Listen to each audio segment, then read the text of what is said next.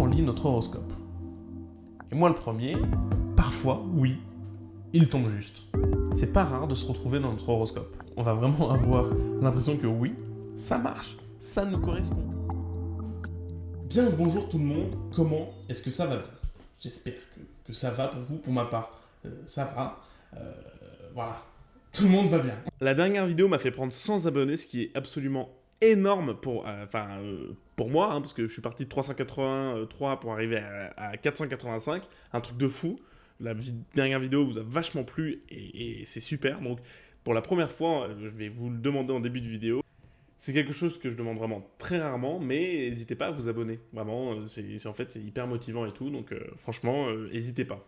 Bon alors, en fait, l'autre fois, je discutais avec un pote et il me parlait d'astrologie. Comme quoi, il y croyait pas mal et tout, il lisait ses horoscopes et tout. Et moi, j'ai honnêtement toujours été assez dubitatif là-dessus. Et du coup, je me suis dit, pourquoi pas faire une vidéo là-dessus, mais un peu spéciale. En fait, avec un autre fond derrière que juste démonter l'astrologie, parce que je trouve que ça a peu de sens, même s'il y a une petite partie là-dessus. Je trouve que ça a peu de sens, parce que bon, ça tient à pas grand-chose. Donc bon, c'est assez useless, même si je le fais. Bon, bref. Vous allez voir de toute façon dans la vidéo. Donc, vous avez vu aussi, c'est encore un décor différent. Il y a même un petit thème astral comme ça, là, voilà. On fait les choses bien, j'ai envie de vous dire. Du moins, on essaye. Et voilà, en tout cas, j'espère que la vidéo va vous plaire. Et moi, je vous laisse avec la suite. Allez, bon, bonne vidéo. Et donc, c'est parti pour l'astrologie.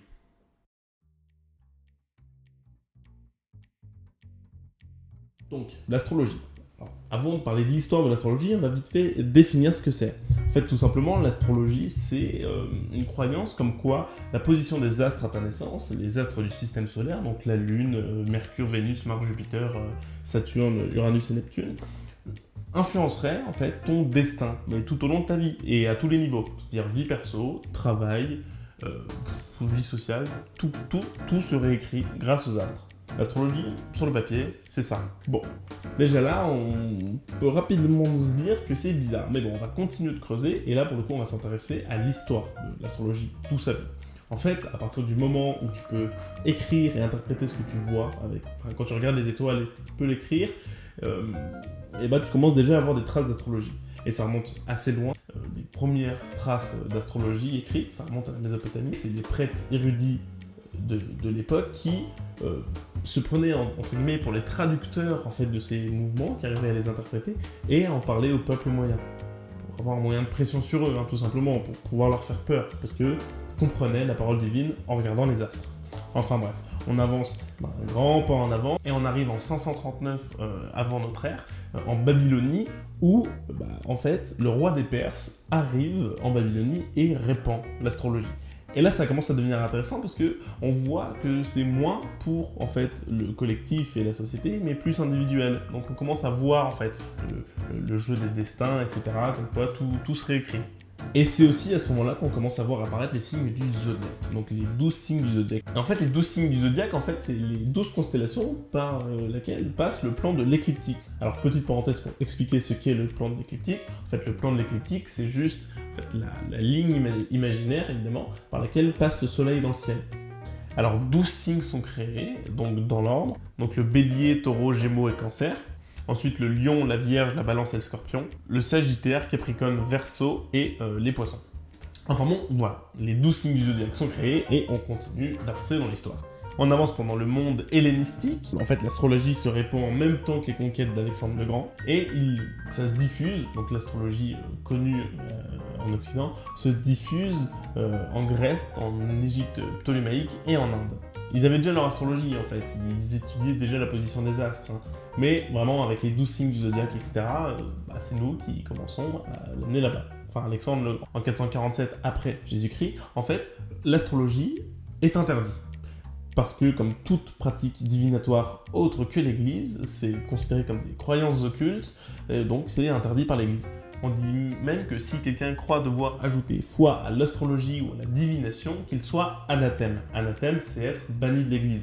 Pour rappel, à l'époque, t'es banni de l'Église, t'es fini. Vraiment, l'Église règne en maître partout, donc il ne faut pas être anathème. Bon, après, ça devient compliqué, parce que c'est recontroversé par l'église, ensuite non, ensuite si, ensuite non, on sait plus trop où se mettre, c'est un peu chiant. Et en fait, au XIVe siècle, Charles V construit un collège d'astrologie, vraiment une formation pour devenir astrologue. Normal. Et à partir de ce moment, ça devient encore assez intéressant parce que, en fait, on a l'impression que c'est de plus en plus accepté. Le Christ est parfois représenté avec les 12 signes du zodiaque, mais malheureusement, on arrive vite à la Renaissance. Et à la Renaissance, il se passe un événement assez marquant, en fait, dans l'histoire de l'astronomie et de l'astrologie, c'est qu'on découvre que le système solaire n'est pas un système anthropocentrique, mais un système héliocentrique. C'est pas le Soleil qui tourne autour de la Terre, mais l'inverse, nous qui tournons autour du Soleil. Ça, tout le monde le sait. Bon, là, ça met un coup à l'astrologie parce que ça montre qu'il y a une rigueur dans l'observation des astres qui est assez hasardeuse, malheureusement. Mais bon, on apprend quand même que des penseurs de l'époque et des scientifiques, comme Galilée, par exemple, qui a quand même prouvé que on vivait dans un système héliocentrique, il affirme croire en l'astrologie, lui. Il pensait que oui, les astres, la position des astres en naissance, joue sur notre personnalité. Et d'ailleurs, ça lui a valu quelques soucis pendant l'Inquisition, du coup, parce que vu que c'est considéré encore comme une croyance occulte, etc., pendant l'Inquisition, il prend un peu cher. On avance légèrement avec Johann Kepler, qui a fait donc les lois de Kepler, tout simplement, d'ailleurs j'en ai fait une vidéo. Lui dit que l'astrologie, toute folle qu'elle est, n'est que la fille d'une mère sage. La mère sage, c'est simple, c'est l'astronomie. Et l'astrologie ne peut exister sans l'astronomie. Sauf qu'elle est toute folle, et l'astronomie est sage. L'astronomie, c'est un peu une vraie science. L'astrologie, on arrive rarement à prouver les dires, quoi. Et en fait, vu que c'était accepté, c'est un peu le bordel, il y a beaucoup de scientifiques de l'époque qui se donnaient beaucoup à des pratiques d'astrologue pour être financés, pour en cachette, pratiquer l'astronomie, la vraie science, quoi. Bon, après, les Lumières arrivent, les siècles des Lumières arrivent, les gros penseurs arrivent aussi, et du coup, vu qu'on fait un peu le combat contre l'obscurantisme et l'ésotérisme, ça tombe un peu aux oubliettes, quoi, l'astrologie, là, pour le coup. On se bat vraiment contre ça. Sauf qu'on est au XVIIe siècle, donc les gens qui croient vraiment à l'astrologie ont des excuses, parce qu'ils n'ont pas forcément accès à toute la connaissance. Aujourd'hui, on se bat encore contre l'obscurantisme, mais on n'a pas trop d'excuses. Enfin bon, c'est un autre sujet. Enfin bref, il y a aussi énormément de données sur l'astrologie au Moyen-Orient, en Inde, en Égypte antique, etc. Et chez les Mayas aussi, beaucoup. Mais on va pas s'étaler là-dessus. J'ai fait dans des gros traits, très gros traits même, l'histoire de l'astrologie. Mais voilà, c'est pas le vrai propos de la vidéo. Donc, pour la philosophie, en fait, il y a deux grands domaines, on va dire. Il y a la partie physique et la partie philosophique de l'astrologie. Bon, vous commencez vraiment à me connaître, j'espère. Pour ceux qui ne me connaissent pas, d'ailleurs, bienvenue. Mais j'aime bien la physique, donc on va commencer par le côté physique. Alors, petit quiz. Quelle est la seule force dans l'univers qui fonctionne, peu importe la distance à laquelle elle est appliquée? Attention, petit roulement de tambour. C'est évidemment la gravité. Et oui, c'est la seule force où, peu importe la distance, il y a une influence gravitationnelle. Un trou noir à des millions ou des milliards d'années-lumière a une influence gravitationnelle sur nous. C'est infime soit-elle, certes, mais très extrêmement faible, mais elle existe. Elle n'est pas négligeable. Enfin, en soi, si, elle est négligeable parce qu'on la ressent, pas forcément, mais elle est là. Bon alors, on a de la chance parce qu'au XVIIe siècle, il y a un gars qui fait une sieste, qui se prend une pomme sur la gueule, et il sait pas pourquoi, il écrit la loi de la gravitation universelle. Cette loi de la gravitation universelle, c'est cette équation. Donc la force, grand F en Newton, est égale à la constante de gravitation universelle, multipliée par, entre parenthèses, la masse de l'objet A multipliée par la masse de l'objet B, divisée par la distance au carré. Et ce qui est cool avec cette équation, c'est qu'on peut mesurer l'influence gravitationnelle de n'importe quel objet sur n'importe quel autre objet, tant qu'on connaît la masse des objets et la distance qui les sépare. Donc maintenant c'est facile. Grand G, c'est une constante, toujours la même. Donc ça on s'en occupe pas. Masse A, prenons Jupiter, par exemple, la planète la plus lourde du système solaire, qui fait 1,898 x 10 puissance 27 kg. Soit ce chiffre-là, avec un paquet de zéros derrière. Kilogrammes. On n'a qu'à se prendre nous à la naissance, dont en moyenne 3,2 kg. Voilà, c'est une petite moyenne. Et la distance qui nous sépare de Jupiter, c'est-à-dire au minimum, quand les deux planètes sont le plus proches, 591 millions de kilomètres. Normalement, on met en mètres dans les équations physiques, donc on va dire 591 milliards de mètres. Ce qui nous donne cette équation, donc la force F en Newton est égale à grand G multiplié par 1,998 fois 10 puissance 27 multiplié par 3,2 divisé par 591 millions ou milliards au carré. Et ça nous donne en fait la force astronomique de 1 millionième de Newton. Waouh, impressive. 1 millionième de Newton. 1 Newton divisé par 1 million. 1 Newton, c'est extrêmement faible. Vraiment. C'est-à-dire que, en fait, la plus petite brise ou le plus faible toucher sur le bébé a une influence gravitationnelle, une force en Newton du coup, infiniment supérieure que la force de gravitation que Jupiter exerce sur nous. C'est infiniment plus si tu touches ton bébé ou s'il se prend un coup de vent si la fenêtre est ouverte. Mais bon, on n'a qu'à prendre le Soleil qui est quand même l'objet le plus lourd du système solaire qui fait 1,989 fois 10 puissance 30 kg. On répète la même équation et ça nous donne 1 millième de Newton. Bon. C'est 1000 fois plus puissant, mais ça reste extrêmement, extrêmement faible. Ça va pas. Ça va pas parce que comment une force aussi faible pourrait influencer toute la vie de quelqu'un? C'est impossible. C'est juste impossible. Si on met un cure-dent sur votre front, un cure-dent c'est à peu près 0,1 g. Si on le met sur votre front, donc on a la masse du cure-dent, on a votre masse, enfin on va dire la mienne, 80 kg, et la distance entre vous et le cure-dent, on va dire 1 micromètre, parce que il est posé dessus. Vraiment, il y a contact entre le cure-dent et votre front. Donc, c'est une distance extrêmement faible. Et là, pour le coup, on a une influence gravitationnelle du cure-dent de 0,5 newton. Soit 5000 fois plus que le Soleil. Et pourtant, on n'est pas attiré d'un coup vers le cure-dent, quoi. Bon, après, on dit souvent que c'est la position des planètes du système solaire. Donc, tout le système solaire, ça tombe bien. On connaît son poids. C'est 1,99, 19 kg, 10 puissance 30 kg. Donc, si on répète la même équation, on va retrouver à peu près 1 millième de Newton. Et donc, non, il n'y a toujours pas d'influence gravitationnelle. Et même mon calcul est assez faux parce qu'il y a une distance entre les planètes qui varie, en fait. Mars est à quelques dizaines de millions de kilomètres, mais Pluton c'est plusieurs milliards, donc, enfin pas Pluton mais Uranus c'est plusieurs milliards, donc bon, le calcul est compliqué, mais de toute manière, l'influence gravitationnelle des astres du système solaire est extrêmement, extrêmement, extrêmement faible. C'est dérisoire, vraiment. Vraiment, un petit coup de vent inflige une force infiniment supérieure. Donc, sur le principe physique, c'est compliqué de donner faveur à l'astronomie, quoi, parce que c'est la seule force qui pourrait influencer quelque chose, et on voit qu'elle ne peut pas influencer quelque chose parce qu'elle est bien trop faible. Peut-être qu'il existe une autre force qui, elle, influence quelque chose, sauf qu'on ne la connaît pas. Et les gens, il y a je ne sais combien de millénaires en Mésopotamie, ne la connaissaient pas non plus, j'imagine, parce qu'il n'y a aucune trace écrite dessus, en fait, jamais rien d'écrit dessus sur cette pseudo-force imaginaire si elle existe, et si c'est un argument des astrologues, il est irrecevable, parce que si on ne la connaît pas, cette force, on ne peut pas la mesurer, tout simplement. Donc malheureusement, aucune, je dis bien aucune des spéculations émises par les astrologues, ou plutôt pseudo-astrologues, n'est vraie. Aucune. Énormément de gens croient au fait que les soirs de pleine lune, il y a plus de naissances. C'est assez facile à observer, en fait. Il suffit juste d'étudier le nombre de naissances, de comparer les nombres de naissances le soir de pleine lune et les soirs où il n'y a pas de pleine lune. Bon, alors, l'American Journal of Obstetric and Gynecology a fait une étude là-dessus, sur 62 cycles lunaires, 500 000 naissances étudiées, et ils n'ont jamais observé de pic les jours de pleine lune. Jamais. Et résultat de l'étude, je vous le mets là, en bref. Il n'y a pas de choses significatives. Pour aussi montrer le manque de rigueur dans la mesure et dans la science derrière l'astrologie, en fait, il n'y a pas 12 signes du zodiaque. Il y en a un 13e, qui s'appelle le Serpentaire. Il a juste pas été mis parce que c'était plus facile de couper en 12. Ouais.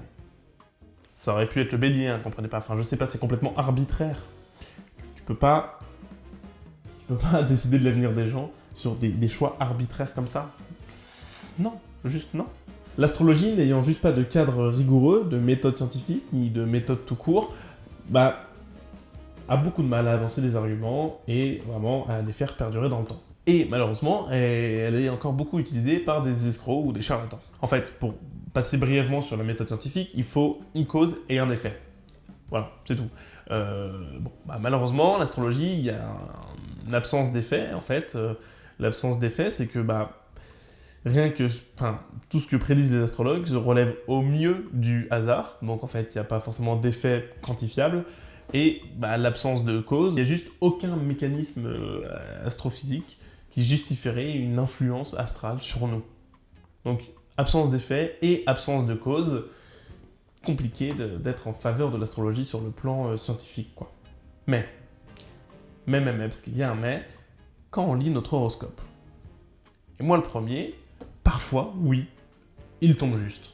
C'est pas rare de se retrouver dans notre horoscope. On va vraiment avoir l'impression que oui, ça marche, ça nous correspond.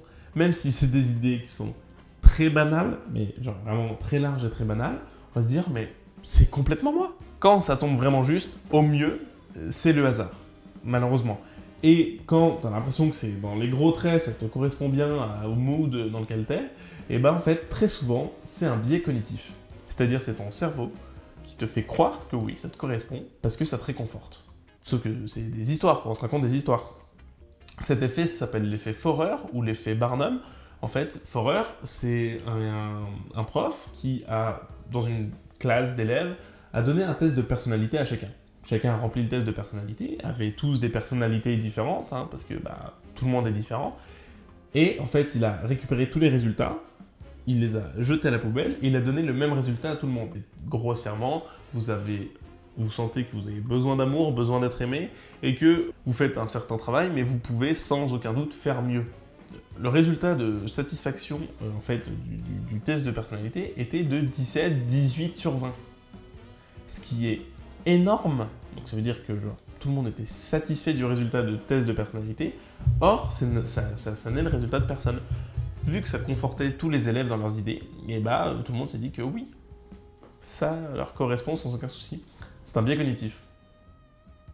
Au mieux, c'est du hasard. Et sinon, le reste du temps, c'est un biais cognitif. Donc, là, on a introduit en fait la deuxième partie de l'astrologie, c'est la philosophie derrière ça. Croire au destin. C'est un sacré délire de croire au destin. Si tu crois au destin, tu crois en l'astrologie, les deux vont de pair. Mais malheureusement, en fait, c'est pareil, ça ne peut juste pas être prouvé. Au mieux, au mieux, c'est du hasard. Il y a des gens qui ont fait des études comme quoi est-ce que les gens mourraient plus pendant leur date d'anniversaire ou je ne sais quoi quand ça tombe sur leur signe astrologique. Oui, ça arrive qu'il y ait des pics de mortalité, des gens qui meurent à leur date d'anniversaire, mais qui peut le dire que c'est grâce à l'astrologie, au mouvement des astres, et que c'est son signe astrologique ou je ne sais quoi, mais souvent non. C'est parce que, je sais pas, les gens vont faire plus la fête ou choses comme ça, donc il va y avoir un taux de mortalité un peu plus élevé, mais c'est tout. Il est juste impossible de faire un lien direct avec la position des astres dans le ciel. Vous pouvez me dire sans aucun souci qu'il serait temps que je m'ouvre un peu l'esprit sur tout ça, que je me dise qu'au pire, c'est pas grave, les gens croient bien ce qu'ils veulent. Oui, les gens croient bien ce qu'ils veulent. Ça, j'ai aucun problème avec ça. J'ai juste peur que ça devienne un peu dangereux. Sur un site internet qui est visité 1 million de fois, j'ai vu grâce à cet outil que je vous mets en illustration, qui est visité 1 million de fois par mois, c'est un site internet d'astrologie, on nous explique que le signe du bélier, je suis bélier, on nous explique que si on commet un meurtre, ce ne sera pas un meurtre prémédité, d'ailleurs, sinon ça s'appelle un assassinat, ce sera un meurtre passionnel non prémédité, et que à la suite de ce meurtre, soit on va regretter nos actes, soit on va y prendre goût. Comme à n'importe quel choix que tu fais dans ta vie, finalement. Donc là, il se mouille pas trop en disant ça, parce que si un bélier commet un meurtre et qui dit j'y ai pris goût, et le site d'astrologie va dire on l'avait prévu. Mais si le gars, le bélier qui a tué quelqu'un et qui dit ensuite je regrette mes actes, le site d'astrologie va encore dire on l'avait prévu. Oui, mais tu vas du tout au tout, tu te mouilles pas trop, tu prends pas trop de risques, tu couvres le plus large panel possible. Ça n'est absolument pas précis, tu peux pas croire que c'est une vraie prédiction quand même. Ça n'a pas de sens. Donc, ça peut devenir assez dangereux. c'est déjà arrivé qu'il y ait des gens qui ont commis des atrocités, des crimes, des choses comme ça, et qui ont soit plaidé la folie, soit le fait qu'ils croyaient à certaines choses occultes ou des croyances ésotériques. Bon, au final, ce qui ressortait la majorité du temps avec ces gens-là, c'était la folie. Mais il y a peu de gens où ça n'est pas la folie, où ils plaident le fait de croire à certaines choses, ou de voir certaines choses, des croyances occultes. Attention, il n'y a jamais eu de lien avec l'astrologie. Aucun. Il n'y en a pas eu encore. J'ai cherché, j'en ai pas trouvé.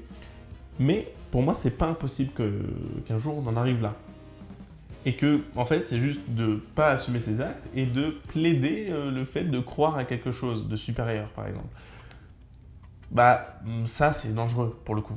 Moi, ce que je veux, c'est que les gens recherchent la cause et l'effet dans leur vie de tous les jours. Tout a une cause et un effet. Tout. Il faut pas se dire que c'est la position des astres ou de je ne sais quelle étoile dans le ciel qui fait que vous êtes comme ça aujourd'hui. Il y a quand même des gens qui pensent que leur vie amoureuse dépend d'une boule de gaz à 700 millions de kilomètres d'eux. Et si vous vous reconnaissez parmi ces gens, juste répétez-vous cette phrase pour comprendre l'absurdité totale de la phrase. Ça n'est absolument pas logique. Laissez les astres là où ils sont. Laissez-les tranquilles. Ils n'ont rien demandé. C'est pas eux qui contrôlent votre vie. Tout n'est que cause et effet. Comme je l'ai dit, le problème, c'est pas forcément les gens qui y croient. En fait, le vrai souci, et le plus important, je pense, c'est les gens qui veulent vous y faire croire. Parce que eux, ils sont rarement très honnêtes. Parce qu'on sait que c'est quand même souvent du bullshit, mais ils veulent vous faire croire à ces choses-là pour vous tirer des sous, par exemple. Sur le même site bancal où j'ai mon paragraphe à donner au juge si un jour je tue quelqu'un, pour me dédouaner de toute responsabilité, sur ce même site, si on veut creuser un peu plus notre thème astral ou je ne sais quoi, ça demande des sous. Et oui, c'est pas gratuit. Il y a des astrologues, attention, autoproclamés. Donc moi, demain, je peux me dire que je suis astrologue. Voilà, absolument pas légitime de parler de ça, mais il y a des gens qui pensent qu'ils le sont, d'accord, qui vont vous demander des sous assez rapidement pour acheter soit des babioles, des livres ou un rendez-vous avec eux pour lire un peu votre avenir, quoi, grossièrement. Lire votre destin, ce qui va se passer selon la position des planètes, etc. Non, mais au secours, au secours. En fait, je m'en fous de démonter la partie physique ou philosophique de l'astrologie. Honnêtement, je m'en fous. Déjà, c'est un défi qui est assez facile, parce que bon, ça ne tient à pas grand-chose, on va pas se mentir. Mais le truc, c'est que j'ai envie de parler de l'obscurantisme qui se cache derrière tout ça et de la pensée des gens derrière tout ça, qui est assez dramatique. Et c'est sur ça que j'ai envie de continuer de travailler, sur l'obscurantisme, le charlatanisme, la culture du vide, tout ça. Ça forme un tout, et en fait, l'astrologie, pour moi, c'était l'introduction, entre guillemets, pour mettre un pied dedans. Et ensuite, commencer à en discuter plus tard. Très honnêtement, je me fous de l'astrologie. Et je m'en fous de vous faire changer d'avis sur l'astrologie. C'est juste vraiment une introduction à tous les sujets que je voudrais aborder plus tard. Enfin bref, en attendant la suite des vidéos sur l'obscurantisme, le charlatanisme et tout ça, et je ne sais quoi, et les complotistes aussi, tiens, par exemple, je peux pas vous garantir une régularité de sortie de ces vidéos. Bon, là, vous avez vu, je suis encore dans un nouveau décor. Je ne sais pas quand est-ce que je vais pouvoir ressortir de vidéos, il faut que je les prépare, puis j'ai moins de temps, etc. Enfin bref, je vous en ai déjà parlé dans la vidéo précédente. En tout cas, pour demain, n'oubliez pas, et pour les semaines surtout qui arrivent, n'oubliez pas de lire votre horoscope et de regarder ma lune. Ça, c'est vraiment très important. Et moi, je vous dis tout simplement, à la prochaine. J'espère que cette vidéo vous a plu. Allez, ciao tout le monde.